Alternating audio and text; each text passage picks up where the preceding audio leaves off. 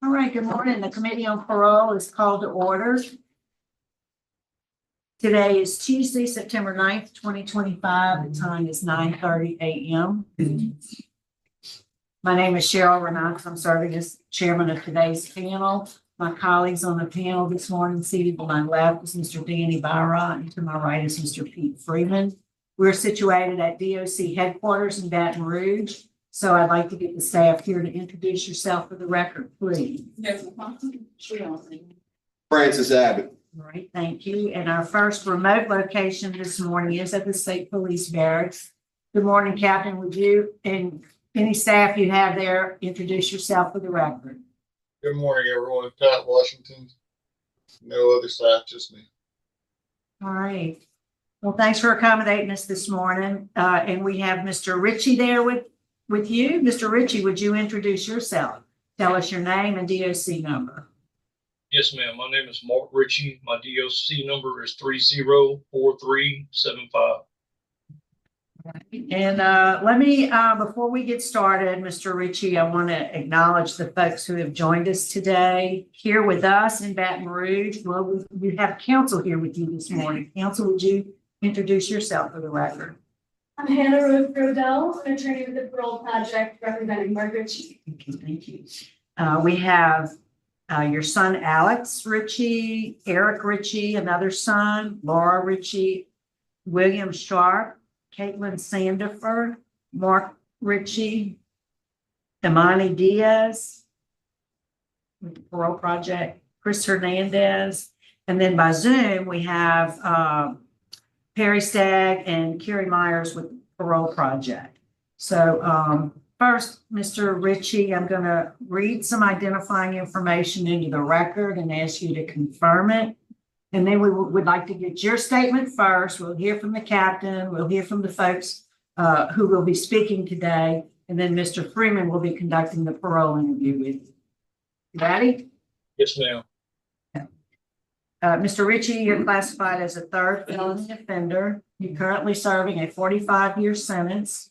You were sentenced in Ouachita Parish in July of 2007. 1 count of attempted armed robbery and 3 counts of armed robbery. You have a parole eligibility date, which is on November 2nd of this year. You have a good time release date in February 7th, 2043. Does all that sound correct? Yes, ma'am. So before we hear from your speakers, tell us this morning, tell us a little bit about how you got to jail and why do you think we ought to vote favorably for an early release? Yes, ma'am. Thank you. First, I would like to say that I'm very sorry to the victims of my crimes, Mr. Grover Smith, Miss Kaylee Bordelon, and Miss Glenda Sanderlin. To their families and to everyone that I have harmed with my thoughtless and selfish actions. The extent of harm I have caused far exceeds what I'm in prison for.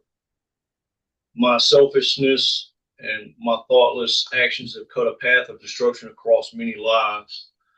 I live every day with the regret of knowing that I was the cause of so much harm and trauma to my victims and their families and to everyone else around them. I'm in prison for committing 2 armed robberies and attempting a third. At the time, I had recently been laid off from my job and I was unemployed. I felt like a complete failure because I could no longer provide for my wife and children. While I had experimented with drugs in the past, my recent introduction to crack cocaine compounded my inability to cope with my financial hardships and my sense of worthlessness, and this led to a series of harmful and deeply troubling decisions. In October of 2005, I purchased a BB gun and a Halloween mask, and in a fog of intoxication and desperation, I decided to rob a store called the Red Door. At the door, I put on the mask and pulled out the BB gun, which looked very much like a real gun. I rushed through the door to the counter and I demanded that the young lady behind the counter give me the money in the cash register. She was in shock and and not responding. So I went around the counter and demanded that she open the cash register for me, which she then did. I took the money from the cash register and I left. This young lady, Miss Kylie Bordelon, was in the store alone that night, and I am so sorry for the fear and pain that I caused her. The second armed robbery was also at the Red Door. It was identical to the first, except there were two women in the store that night.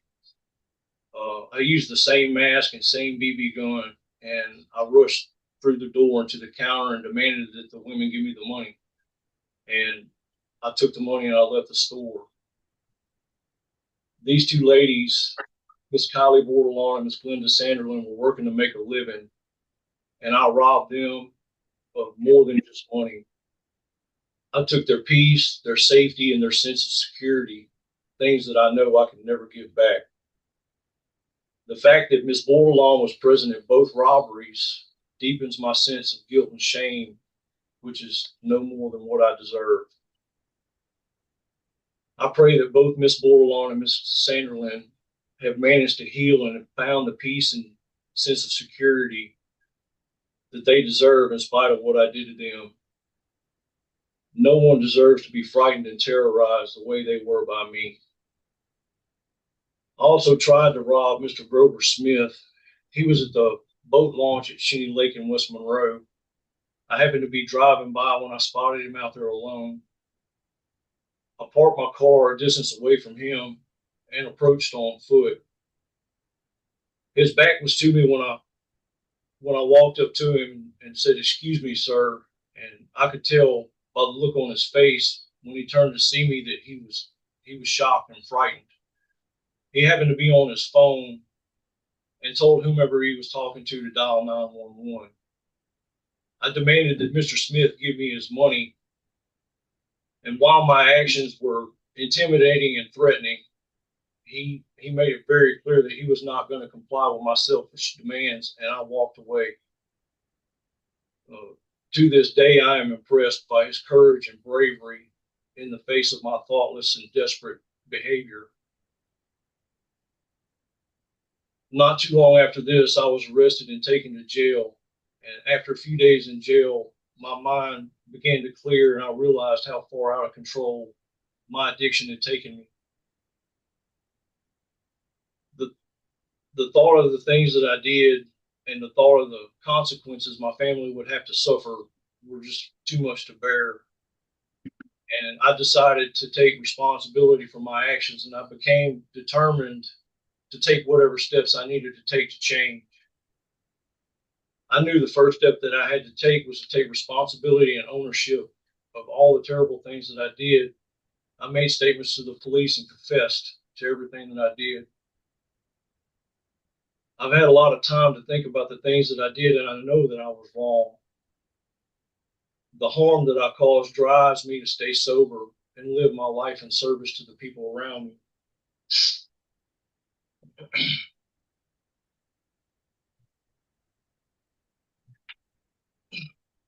I knew I had done terrible things, and the guilt and shame set in. Excuse me.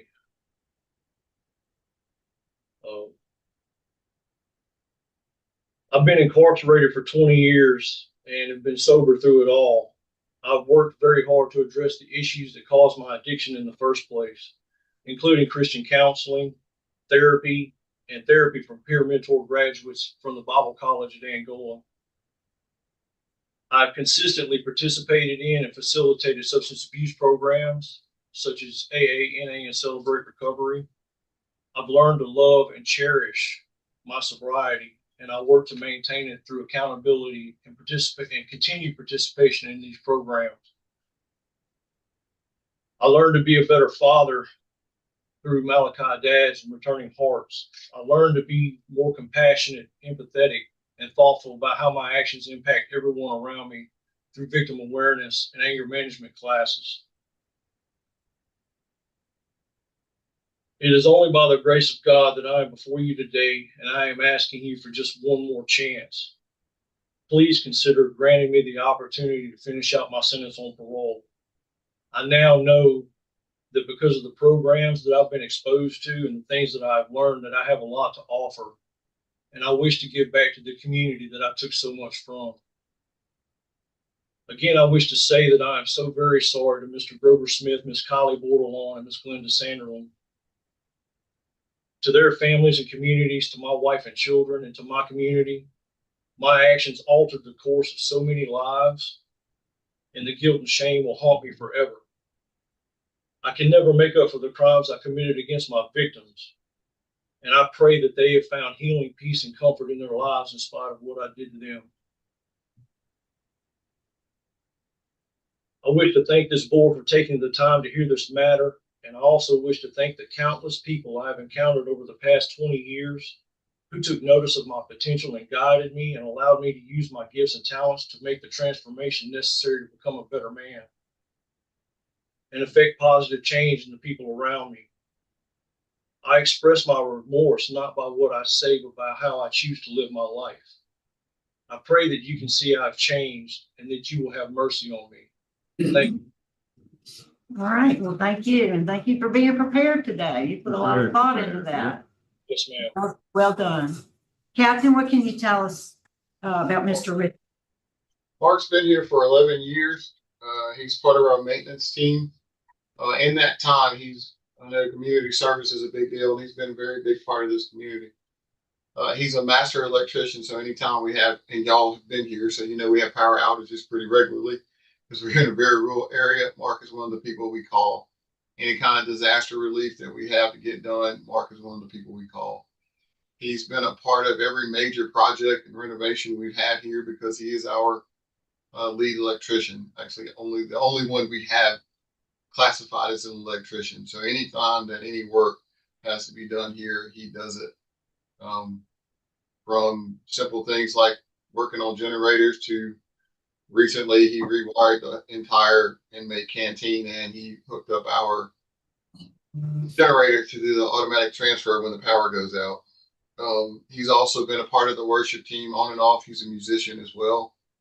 Just all around a good hand to have around. Thank y'all. Thank you.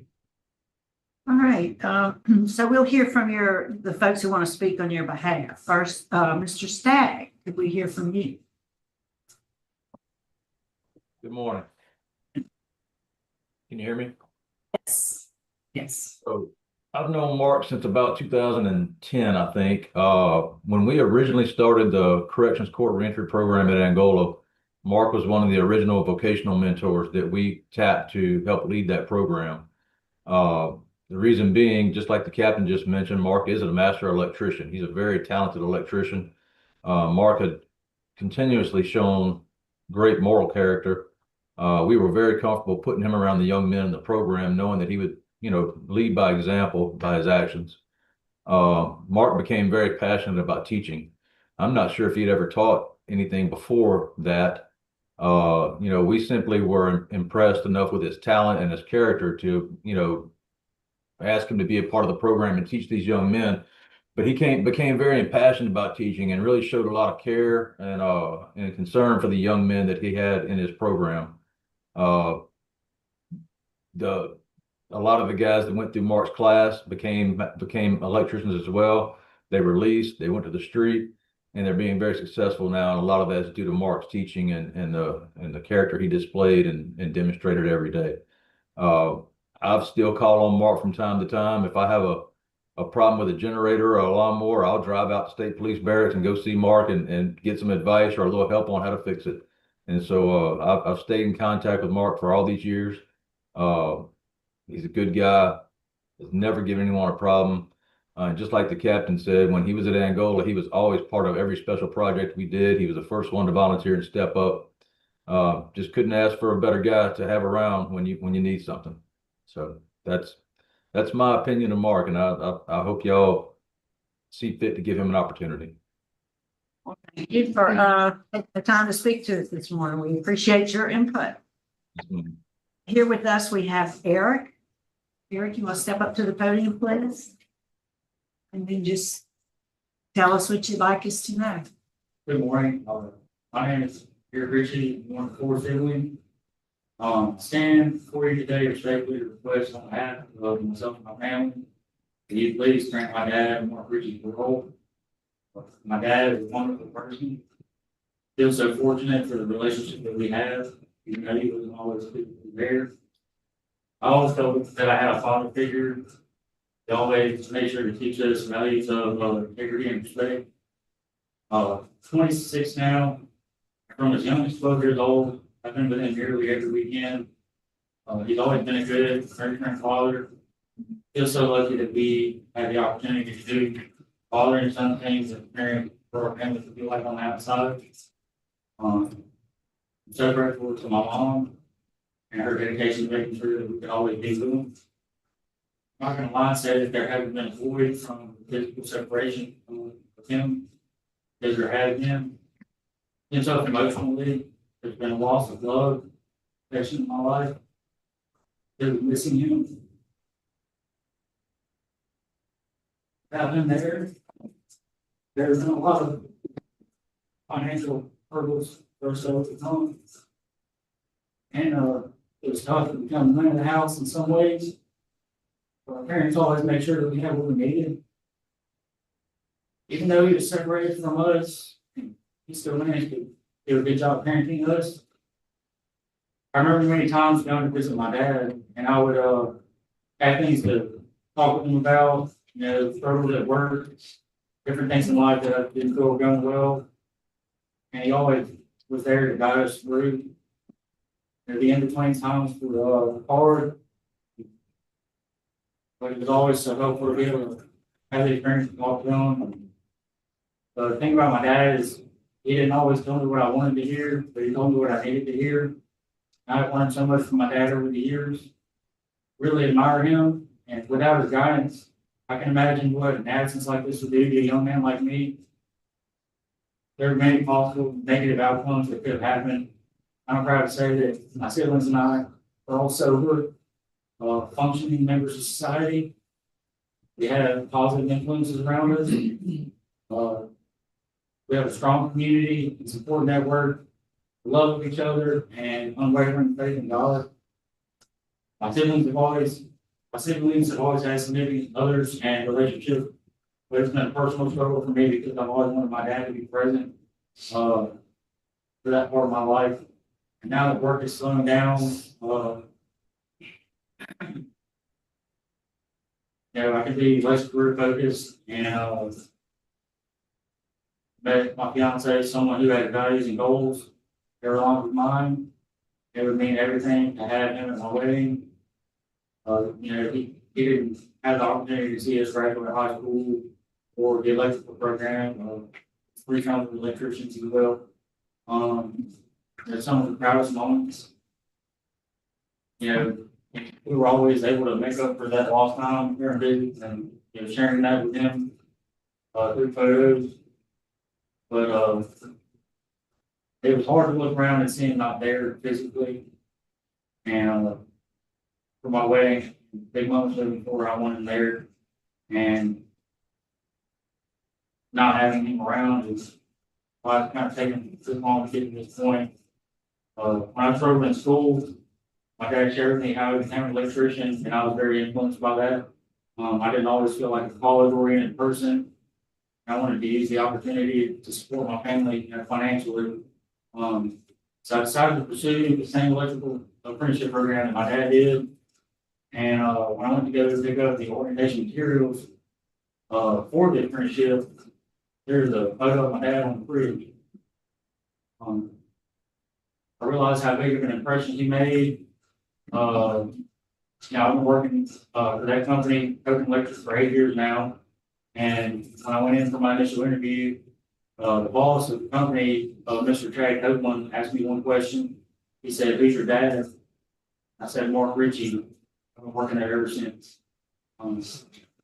So, my dad laid this professional path down for me, and it would be the greatest gift of my life to be able to work with him alongside him. Training my father for parole would not only reunite family, that is held strong over 20 years of separation, it would give him the opportunity to continue contributing meaningfully to our lives and our community. He's never stopped being our dad, our mentor, and our moral compass, even from behind bars. We are ready for him to be present, not just in spirit, but in person. I want him to attend the wedding. I want to build a future where my children know their grandfather, not just through stories and visits, but through real shared life. My family's ready. I'm ready. Most importantly, I truly believe that my dad is ready. And on behalf of myself and everyone who loves him, I respectfully and humbly ask that you please grant my father, Mark Ritchie, a chance to come home. Thank you so much for your time. You did a really good job representing the family. And so the parole project, Mr. Myers. Good morning, Kerry Meyer with Louisiana Parole Project. I'm not going to take up the board's time this morning. Mr. Ritchie is an excellent candidate. We've known him for a number of years. We're prepared to provide him with the transitional services that he needs upon reentry. He has a strong support system. He has employment ready. Mr. Ritchie is a perfect example of what corrections can do. The opportunities were there. He took advantage of them. He went beyond that, taking advantage of them. We believe Mr. Ritchie is an excellent candidate. Addiction can destroy lives. Addictions can also be overcome with the work. Mr. Ritchie has proven that. He's a success story, and we ask this board to grant his release today to Parole Project and to his long-term plan. All right, thank you. And Ms. Bertle, we'd like to hear from you. Good morning. My name is Hannah Rose Rodell. I'm an attorney at the Louisiana Parole Project, and I'm here on behalf of Mark Ritchie, who this board can see is a model of true rehabilitation. A man who has paid his debt to society, fully transformed himself by addressing the causes of his crime, and fulfilled the goals of our correctional system. As you've heard from Mark, his crimes were the result of poor decision-making, substance abuse, and trauma, all of which he's worked tirelessly to address ever since. And since he spoke about the nature and details of his crimes so well, I'd like to use my time to highlight some of his accomplishments. In 20 years, Mark has not received a single disciplinary infraction. This alone is extraordinary. But his growth and transformation go far beyond institutional confinement. For the past 11 years, he's held a placement at the Louisiana State Police Barracks, an honor reserved for less than 1% of the prison population. A position not freely given, but earned through trust, character, and conduct. When I first asked Captain Washington what he could tell me about Mark Ritchie, he said, "He's the hardest working person I've ever met, and you can't have him." Mark came to prison as a licensed electrician, but he didn't stop there. He went on to become a master electrician, skilled carpenter, and a maintenance trustee. Mark voluntarily remains on call 24 hours a day, where he is relied upon for everything from storm response to urgent repairs and electrical work at the governor's mansion. Chris Hernandez was here today to show his support. He supervises Mark in his daily work, and he told me that Mark has surpassed him in vocational education and expertise. Mark has also maintained something equally powerful: his role as a husband and father. Over the last 2 decades, Mark has maintained his loving and supportive marriage with his wife Laura and close relationships with their 4 children. Despite the distance, Mark has stayed engaged through regular visits, phone calls, and guidance. Today, all 3 of Mark's sons work as electricians, following in the professional footsteps that he laid. And Mark has secured himself a job opportunity to join them and work at Copeland Electric full-time on his release. Mark's impact doesn't stop with his family. He has taught and mentored hundreds of trainees, teaching them vocational skills and trades, but also instilling in them a sense of dignity, purpose, and hope. Jeremy Burns, a retired lieutenant and executive officer, submitted a letter in your material before you, and he said, "Mark was exemplary to say the least." His most impressive character trait is his kindness and willingness to help others, even when not in his best interest. He has shown that whatever journey he's on, he'll be the best example, not just for himself, but to those lucky enough to know him, and I have no doubt an asset to whatever community he's a part of. Mark has also addressed his past struggles with substance abuse. He's been sober since his arrest, pursuing, participating in, and facilitating every recovery program available long before he ever imagined parole would be a possibility for him. He and Laura are both facilitators to Celebrate Recovery, and we look forward to continuing that work on the outside. Taken individually, any one of these facts is extraordinary, but together they tell a fuller story. They tell a story of a man who built a life of integrity behind prison walls, not just by focusing on himself, but through service to others. I have been deeply moved by the outpouring, the overwhelming support Mark has received from staff, supervisors, peers, and loved ones. Each person I talked to spoke not just of his work ethic, but of his character. I've been equally moved by Mark's words and work, the genuine remorse he feels for the harm he caused, and in many ways, that remorse fueled his quiet but steady commitment to change. Mark's life is a living example of what faith through service looks like, and what redemption can truly mean. With the full support and services of the Louisiana Parole Project, and steadfast love of his family, Mark appears before you today fully prepared for a safe, meaningful, and successful re-entry. We hope and pray that this board can see Mark for who he truly is, an extraordinary example of the mission of corrections and parole.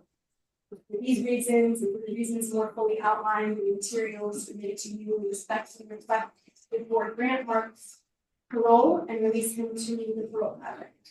Thank you very much for your time. We also have here green cards from Ms. Chris Hernandez. And he says he worked with Mr. Ritchie for 12 years at DPS. He was respectful and cautious, always at work, never sick. I was able to let Mark work freely as he is the master electrician, a mentor to me at 57. And also William Sharp, friend. I've known Mark since 2014. I worked at the barracks as a police officer at DPS. I saw Mark almost daily on the job. He was never any trouble and always ready to help. I truly believe he deserves a second chance. Mr. Ritchie, your case has been assigned to Mr. Freeman. Would you answer any questions he has? Good morning, Richard. Good morning. So how long have you served on this charge? 20 years, sir. Okay. And I thought it was a mistake, but obviously it's not. You have not had any disciplinary write-ups for 20 years. Never. No. That's pretty extraordinary. I just want to tell you that. I think you took a lot of classes. What class you took that affected you the most? I would have to say, if I had to pick one, I would say the reentry, my involvement in the reentry program had the most to do with really changing everything about my character. Because with my involvement in the reentry program, it opened up doors for me to take all the other classes that I was able to take, including Celebrate Recovery. I learned through the reentry program to be selfless in my actions and put other people's wants and needs in front of my own. And with that, it really just changed everything about who I am, because I had an opportunity to take young men who never had a chance in life and shepherd them and give them the support and encouragement that I never had as a child growing up.